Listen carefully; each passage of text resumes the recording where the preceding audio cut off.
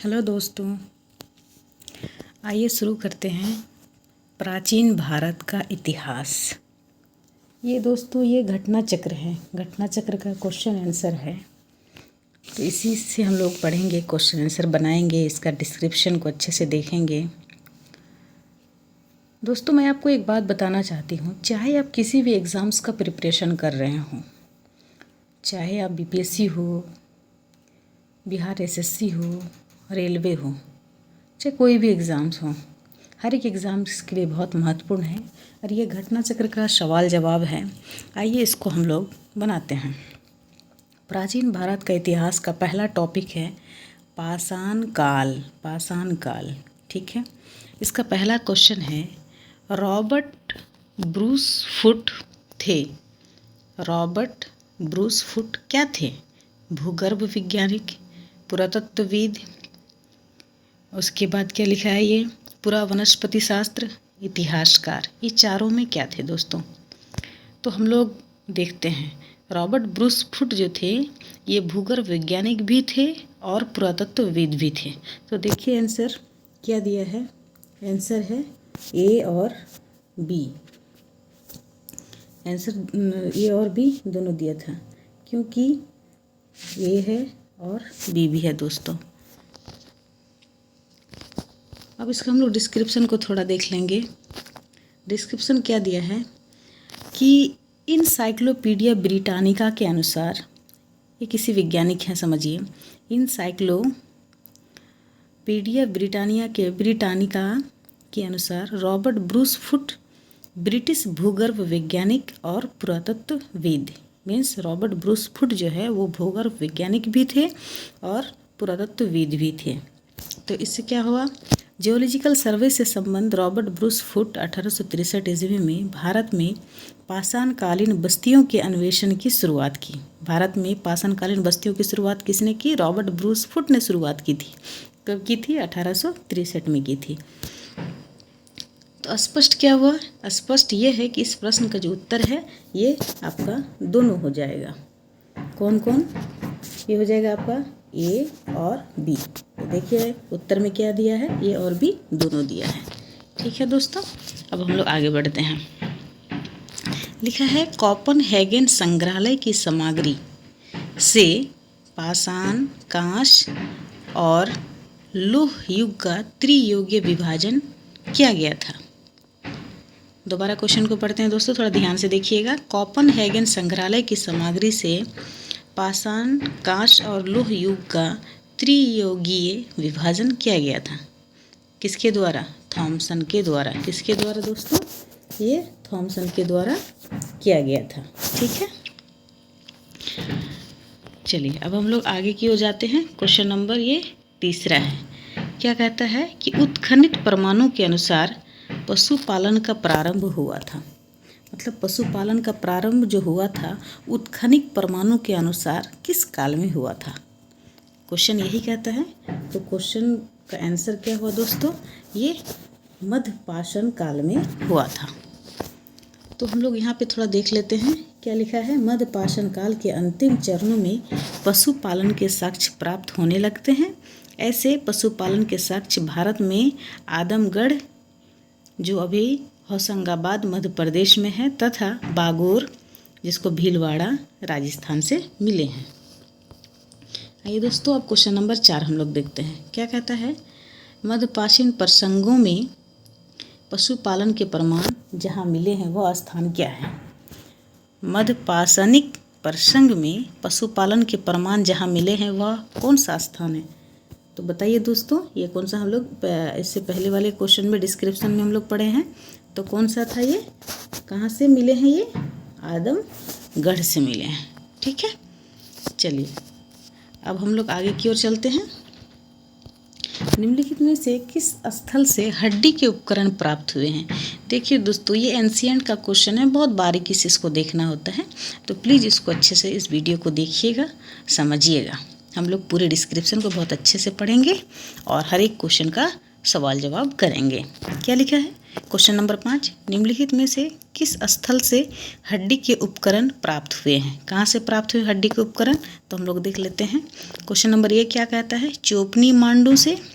Question number B, Kakoriya से। Question number C, Mahdaha से। Question number D, सराय नाहर राय से। तो कहाँ से मिले हैं? उत्तर क्या होगा दोस्तों? ये महदहा से भी मिला है और सराय नहार से भी मिला है। क्या मिले हैं? हड्डी के उपकरण मतलब प्राप्त हुए हैं। कहाँ कहाँ से प्राप्त हुए? थोड़ा ध्यान से देखिएगा दोनों। है महदहा से मिले हैं और सराय नाहर राय से मिले हैं। तो आइए इसका डिस्क्रिप्शन थोड़ा देख लें। मध्यपाषाणकालीन महदहा उत्तर प्रदेश के प्रतापगढ़ जिले में स्थित से बड़ी मात्रा में हड्डी एवं सींग निर्मित उपकरण प्राप्त हुए हैं। उत्तर प्रदेश के प्रतापगढ़ जिले में स्थित है कि कौन सा जगह? महदहा। तो वहाँ से क्या मिले हैं? बड़ी मात्रा में हड्डी एवं सींग निर्मित उपकरण मिले हैं। जी.आर. शर्मा महदहा में 3 क्षेत्रों का उल्लेख करते हैं। जी.आर. शर्मा जो है वो महदहा में 3 क्षेत्रों का उल्लेख करते हैं, जो झील क्षेत्र, बुचड़खाना संकुल क्षेत्र एवं कब्रिस्तान निवास क्षेत्र में बांटा था। बुचड़खाना संकुल क्षेत्र से ही हड्डी एवं से निर्मित उपकरण आभूषण बड़े पैमाने पर पाए गए हैं। सराय नाहर राय से भी अल्प मात्रा में हड्डी के उपकरण मिले हैं। तो सबसे ज़्यादा जो है वो हड्डी के उपकरण जो मिले हैं वो कहाँ से मिले हैं? महदहा से मिले हैं और कुछ मात्रा में सराय नाहर राय से भी मिले हैं। तो इसका आंसर क्या हो गया दोस्तों? इसका दोनों आंसर हो गया। क्या क्या? महदहा से भी मिले हैं और सराय नाहर राय से भी मिले हैं। तो आंसर हो गया आपका, इसका जो आंसर हो गया वो क्या हो गया? उत्तर है सी एवं डी, मतलब दोनों सही है। ठीक है, चलिए। ऐसे तो इसमें ई का ऑप्शन नहीं दिया दोस्तों। अगर बीपीएससी में जैसे पूछा जाता है तो इसमें ई रहेगा, तो इसका आंसर ई होता। यहाँ पे नहीं है तो बस 2 ही दिया हुआ है, तो हम लोग सी और डी बस दे रहे हैं। चलिए अब हम लोग क्वेश्चन नंबर 6 देखते हैं क्या दिया है। क्वेश्चन नंबर 6 क्या कहता है दोस्तों? हड्डी से निर्मित आभूषण भारत में मध्यपाषाणकालीन के संदर्भ में प्राप्त हुए हैं। क्या बोल रहा है? हड्डी से निर्मित मतलब हड्डी से बना हुआ जो आभूषण है वो भारत में मध्यपाषाण काल के संदर्भ में प्राप्त हुए हैं। कहाँ कहाँ से प्राप्त हुए हैं? हम लोग इससे पहले वाले क्वेश्चन में हम लोग बताएं क्या क्या? सराय नाहर राय से मिले हैं और महदहा से मिले हैं। तो सबसे ज़्यादा जो है वो महदहा से मिले हैं, जो उत्तर प्रदेश के प्रतापगढ़ जिले में है, और कुछ अल्प मात्रा में वो सराय नाहर से भी मिले हैं। तो इसका आंसर क्या हो गया दोस्तों? इसका आंसर जो है वो हो गया ए और बी दोनों। ठीक, चलिए अब हम लोग आगे चढ़ते हैं। क्वेश्चन नंबर 7 देखते हैं दोस्तों। एक ही कब्र से 3 मानव कंकाल निकले हैं, मतलब एक ही कब्र से 3 मानव कंकाल मिले हैं। कहाँ मिले हैं? ये हम लोग देखिए, सराय नाहर राय से मिले हैं, या दमदमा से, या महदहा से, या लंघनाज से। कहाँ से मिले हैं दोस्तों? ये मिले हैं दमदमा से। कहाँ से? ये मिले हैं दमदमा से। एक ही कब्र से 3 मानव के कंकाल मिले हैं। कहाँ से? दमदमा से। ध्यान से देखिएगा दोस्तों, ये मध्य गंगा घाटी के प्रतापगढ़ जिले में स्थित सराय नाहर राय, महदहा तथा दमदमा का उत्खनन हुआ है। दमदमा में लगातार 5 वर्षों तक किए गए उत्खनन के फलस्वरूप पश्चिमी तथा मध्यवर्ती क्षेत्रों से कुल मिलाकर 41 मानव शवाधान प्राप्त हुए हैं। इन शवाधानों में से 5 शवाधान युग्म शवाधान हैं तथा एक शवाधान में 3 मानव कंकाल एक साथ दफनाए हुए मिले हैं। शेष शवाधानों में एक एक कंकाल मिले हैं। ठीक है दोस्तों, चलिए अब हम लोग आगे बढ़ते हैं। कहीं भी क्वेश्चन में पूछिएगा कि एक ही कब्र से 3 मानव कंकाल कहाँ से निकाले गए हैं, तो सिंपल से आंसर होगा मेरा क्या होगा यार दोस्तों? आंसर हम लोग का ये हो जाएगा दमदमा से मिले हैं। ठीक है, चलिए अब हम लोग आगे बढ़ते हैं। क्या लिखा है क्वेश्चन नंबर 8? खाद्यान्नों में कृषि सर्वप्रथम प्रारंभ हुई थी। खाद्यान्नों में कृषि सर्वप्रथम प्रारंभ हुई थी। किस काल में हुआ था? नवपाषाण काल में, मध्यपाषाण काल में, पुरापाषाण काल में, प्रोटो ऐतिहासिक काल में। तो अब हम लोग का आंसर क्या होगा दोस्तों? अब हम लोग ध्यान से देखते हैं। खाद्यान्नों की कृषि सर्वप्रथम कहाँ से, कौन काल में प्रारंभ हुई थी? ये हुई थी नवपाषाण काल में। तो हम लोग थोड़ा डिस्क्रिप्शन को देख ले, क्या लिखा है। खाद्यान्नों का उत्खनन या उत्पादन सर्वप्रथम नवपाषाण काल में हुआ।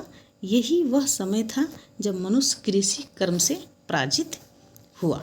ठीक है, चलिए दोस्तों अब हम लोग आगे चलते हैं। क्वेश्चन नंबर 9, भारत में मानव का सर्वप्रथम साक्ष्य कहाँ मिला है? मतलब भारत में मानव का सर्वप्रथम साक्ष्य कहाँ मिला है?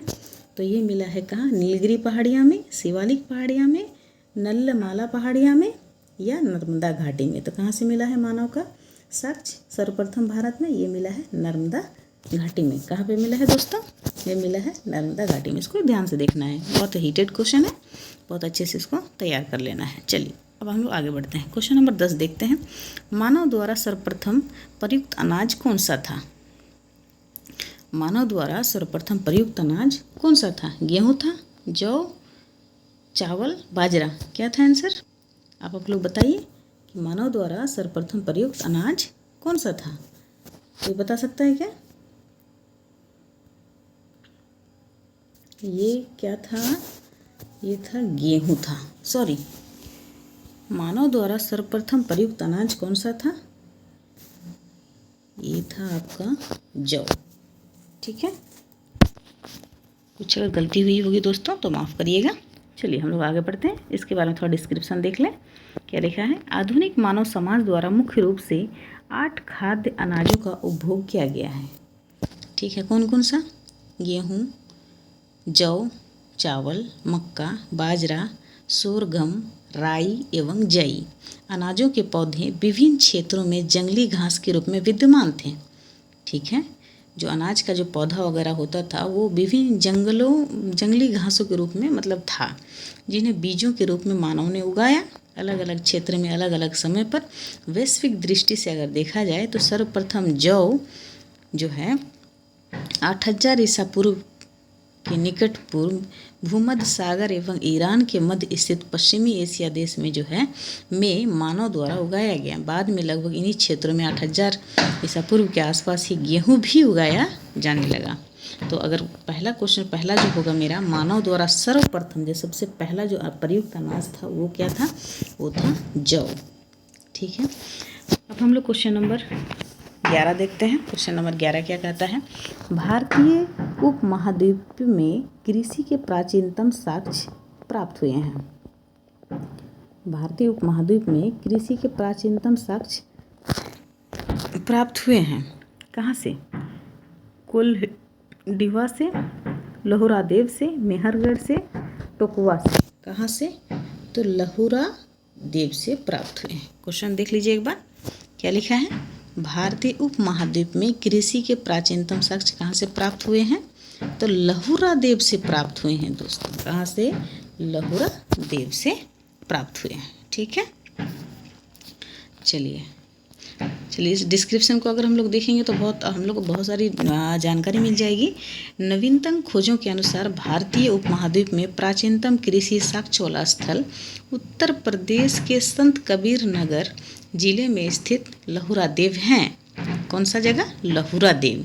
यहाँ से 9000 ईसा पूर्व से 7000 ईसा पूर्व मध्य के चावल के साक्ष्य प्राप्त हुए हैं। कब से कब? 9000 ईसा पूर्व से 7000 ईसा पूर्व के मध्य में चावल के साक्ष्य प्राप्त हुए। उल्लेखनीय है कि इस नवीनतम खोज के पूर्व भारतीय उपमहाद्वीप का प्राचीनतम कृषि साक्ष्य वाला स्थल मेहरगढ़ जो पाकिस्तान के बलूचिस्तान में स्थित है, यहाँ से 7000 ईसा पूर्व के गेहूं के साक्ष्य मिले। जबकि प्राचीनतम चावल के साक्ष्य जो है, प्राचीन चावल के साक्ष्य वाला स्थल कौन है, क्या है? कोल्डिवा, इलाहाबाद जिले में बेलन नदी के तट पर स्थित है। ये कौन सा? कोल्डिवा। यहाँ से 6500 ईसा पूर्व के चावल की भूसी के साक्ष्य मिले हैं। क्या? चावल के भूसी के साक्ष्य मिले हैं। माना जाता है कि उपरोक्त संदर्भों में अब यदि विकल्प में लहुरादेव रहता तो उपरोक्त विकल्प में वही होता, परंतु लहुरादेव के विकल्प में ना होने की स्थिति में इसका उत्तर पूर्व की भांति ही होगा। चलिए ठीक है, तो हम लोग का अगर क्वेश्चन पूछा जाए क्या भारतीय उपमहाद्वीप में कृषि के प्राचीनतम साक्ष्य कहाँ से प्राप्त हुए हैं, तो वो कहाँ से प्राप्त हुए हैं दोस्तों?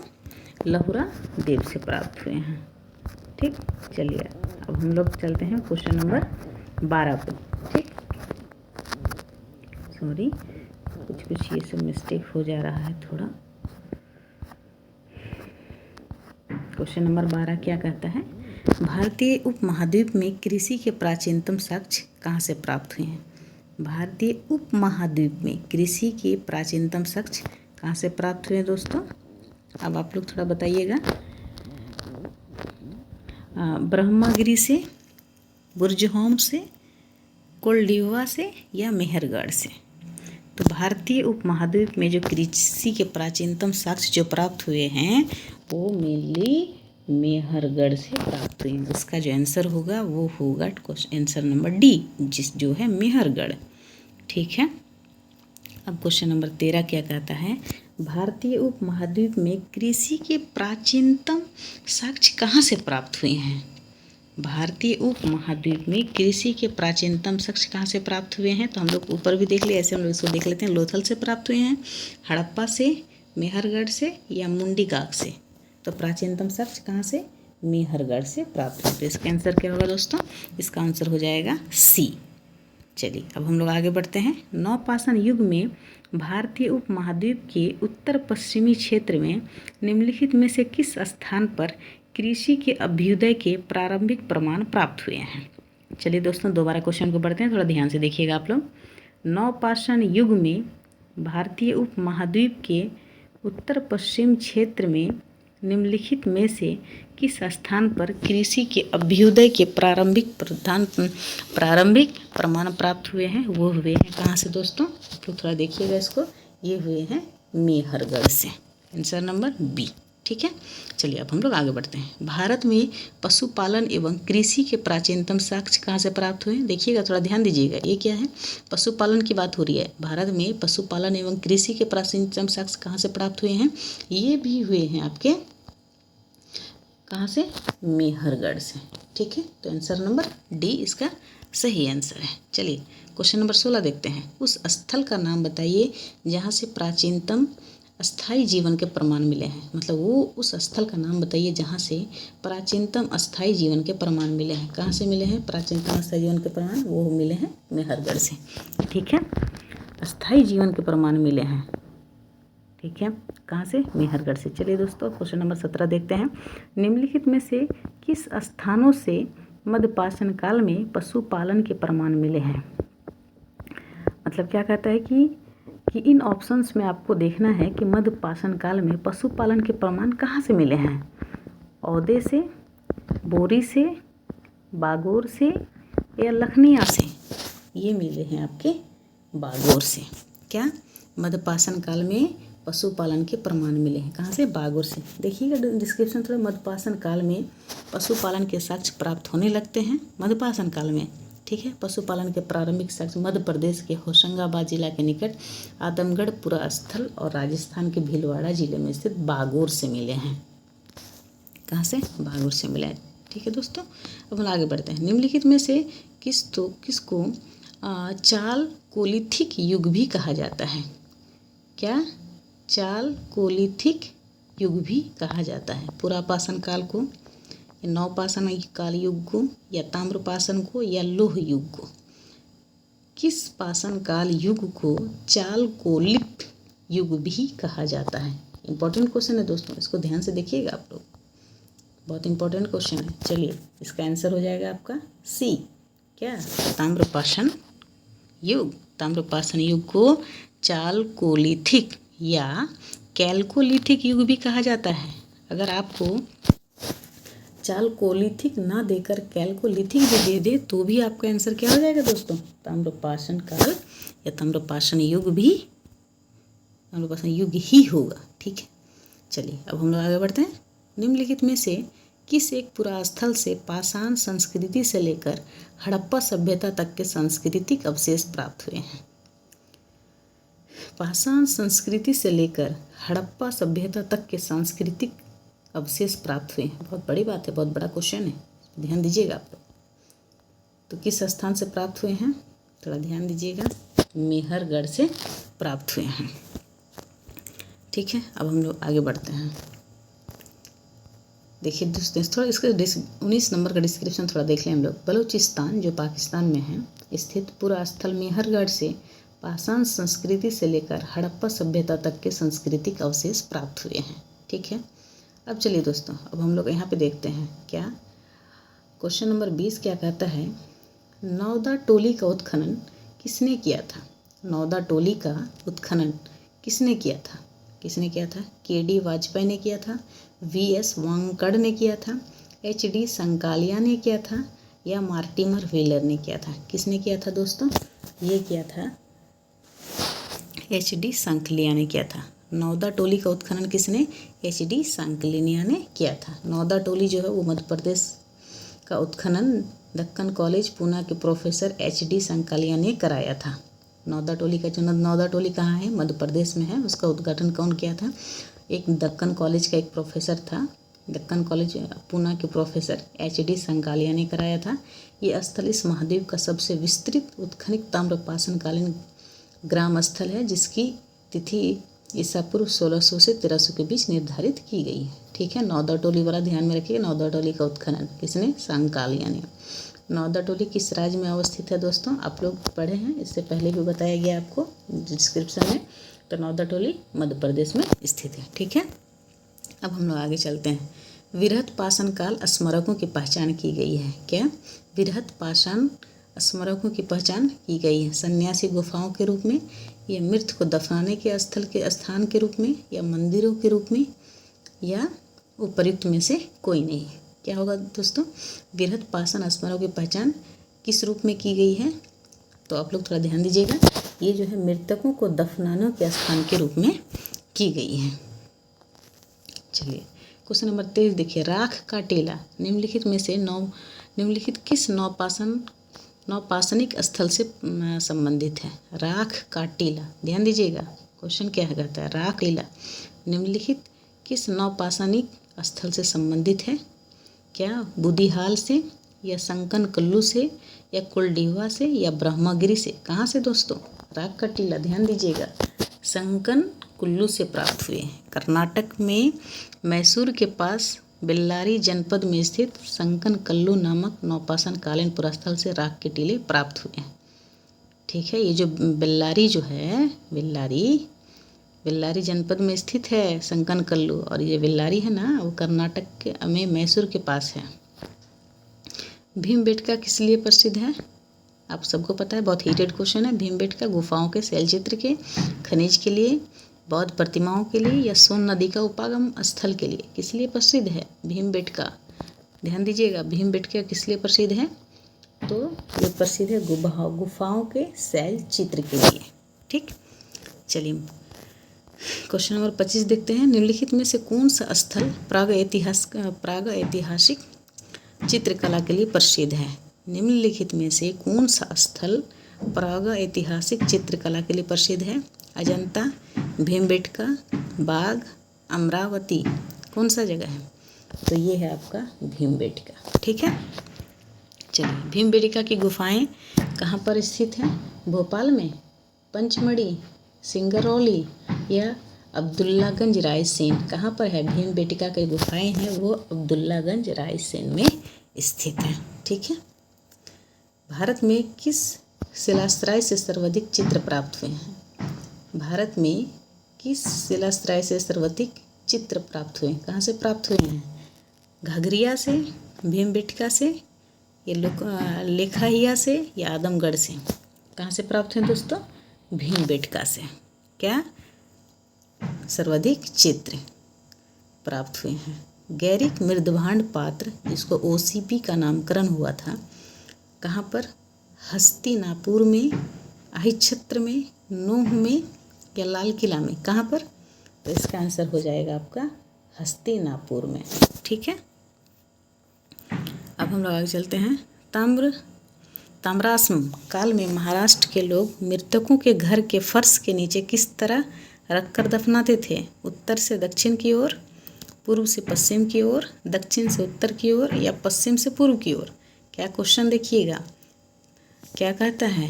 ताम्राश्म काल में महाराष्ट्र के लोग, महाराष्ट्र के बारे में स्पेशली कह रहा है, महाराष्ट्र के लोग मृतकों को घर के फर्श के नीचे किस तरह दफनाते थे? उत्तर से दक्षिण की ओर, या पूर्व से पश्चिम की ओर, या उत्तर से दक्षिण से उत्तर की ओर या पश्चिम से पूर्व की ओर? इसका आंसर क्या हो जाएगा? ये उत्तर से दक्षिण की ओर दफना देते हैं। ठीक है। निम्नलिखित में से किस स्थल से मानव कंकाल के साथ कुत्ते का कंकाल भी सावधान से प्राप्त हुए हैं? किस स्थल से मानव कंकाल के साथ कुत्ते का कंकाल भी सावधान से प्राप्त हुए हैं? कहाँ से मानव कंकाल के साथ कुत्ते का कंकाल? बाप रे!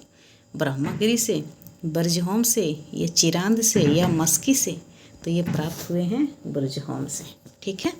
चलिए अब हम लोग आगे बढ़ते हैं। निम्नलिखित में से किस स्थान पर मानव के साथ कुत्ते को दफनाए जाने का साक्ष्य मिला है? हम लोग पढ़े ना ऊपर अभी, किस स्थल पर मानव के साथ साथ कुत्ते को दफनाए जाने का साक्ष्य मिला है? वो मिला है बर्जहोम से। ठीक है दोस्तों, आगे बढ़ते हैं। गर्त आवास के साक्ष्य कहाँ से प्राप्त हुए हैं?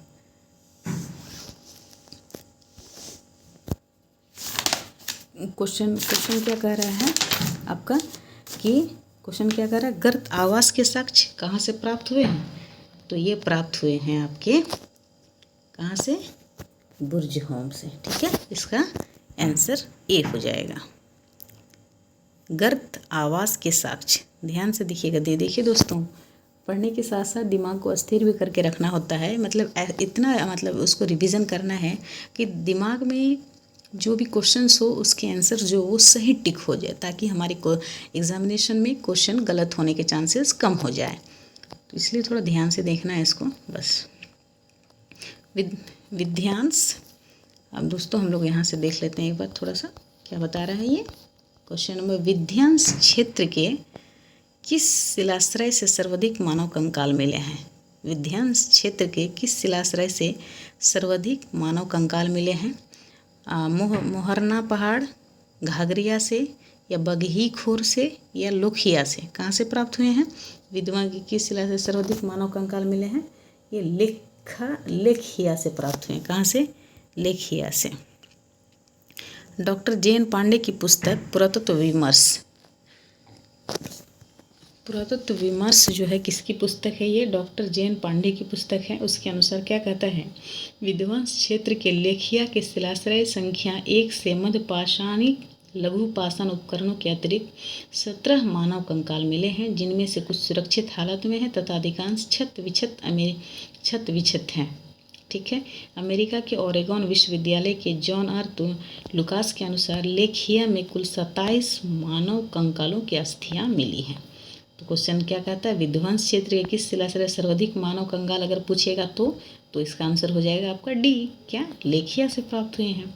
भारतीय पुरातत्व सर्वेक्षण निम्नलिखित विभागों या मंत्रालयों में से किसका संलग्न कार्यालय है? तो संस्कृति का। भारतीय पुरातत्व सर्वेक्षण निम्नलिखित विभागों मंत्रालयों में से किसका संकलन कार्यालय है? संस्कृति का, पर्यटन का, वैज्ञानिक या प्रौद्योगिकी का, या मानव संसाधन विकास का? किसका है? थोड़ा ध्यान से देखिएगा किसका आंसर होगा ये? इसका आंसर हो जाएगा आपका संस्कृति का। चलिए हम लोग आगे बढ़ते हैं। भारतीय पुरातत्व का जनक किसे कहा जाता है? भारतीय पुरातत्व का बहुत हीटेड क्वेश्चन है ये। भारतीय पुरातत्व का जनक किसे कहा जाता है? अलेक्जेंडर कनिंघम को, या जॉन मार्शल को, या मार्टिमर व्हीलर को, या जेम्स प्रिंसेप को? किसको कहा जाता है? ये कहा जाता है अलेक्जेंडर कनिंघम को। क्या? भारतीय पुरातत्व का जनक किसको? अलेक्जेंडर कनिंघम को कहा जाता है। अलेक्जेंडर कनिंघम जो है वो 1814 से 1853 ईस्वी को एक ब्रिटिश सेनाधिकारी के रूप में बंगाल इंजीनियर्स के साथ काम करने के लिए तैनात किया गया था। उन्हें ही भारतीय पुरातत्व के जनक के रूप में जाना जाता है। चलिए लास्ट क्वेश्चन हम लोग देख लेते हैं। लास्ट क्वेश्चन है हमारा पाषाण काल का, क्वेश्चन नंबर 36। राष्ट्रीय मानव संग्रहालय कहाँ पर स्थित है? राष्ट्रीय मानव संग्रहालय कहाँ पर स्थित है? गुवाहाटी में, बस्तर में, भोपाल में, या चेन्नई में? कहाँ पर राष्ट्रीय मानव संग्रहालय कहाँ पर स्थित है? ये स्थित है भोपाल में। इसका डिस्क्रिप्शन में थोड़ा देख लें हम लोग। राष्ट्रीय मानव संग्रहालय जिसका नाम बदलकर इंदिरा गांधी राष्ट्रीय मानव संग्रहालय कर दिया गया है, वह भारत के सरकार के संस्कृति विभाग के अंतर्गत स्वायत्त शासी संगठन है। ठीक है दोस्तों, चलिए थैंक यू। चलिए हम लोग आगे पाषाण युग, ये हमारा पाषाण युग का क्वेश्चन आंसर समाप्त हुआ। अब हम लोग क्वेश्चन नंबर अब या फिर टॉपिक हम लोग दूसरा पढ़ाएंगे जो सैंधव सभ्यता एवं संस्कृति से संबंधित होगा। चलिए तब तक के लिए धन्यवाद, बाय।